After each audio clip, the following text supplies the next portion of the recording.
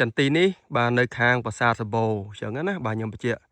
ដើមធំហើយចាស់ដើមទៀតហើយពីមុនមកជួបបញ្ហាគាំង stress ខ្លាំងមែនតើអញ្ចឹងណាឥឡូវយើងទៅមើលលទ្ធផលទាំងអស់គ្នាក្រោយពីយើងបាញ់ជាមួយនឹងថ្នាំបំពន់បូកជាមួយនឹងថ្នាំជំងឺ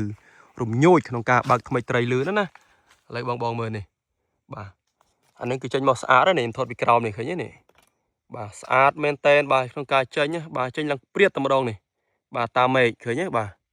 នេះយើងមើលអញ្ចឹងបានដឹងថាចេញច្រើននេះឃើញទេបាទចេញព្រាតតែម្ដងហើយទើបនឹងចេញឯងបងខ្ញុំបញ្ជាក់ណាប្រហែលជាចន្លោះខ្ទង់បាទ2ឬក៏3ថ្ងៃនេះទេ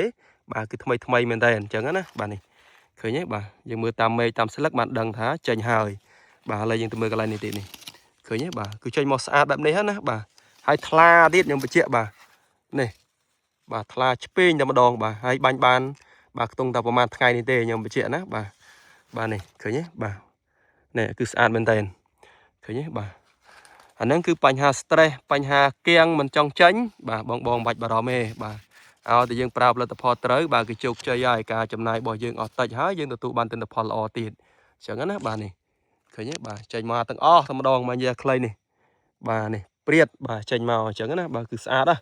បាទនៅក្នុងការចេញហើយលក្ខណៈមួយគឺថ្លាឆ្វេងតែម្ដងអញ្ចឹងណាបាទចេញមកស្អាតណានេះ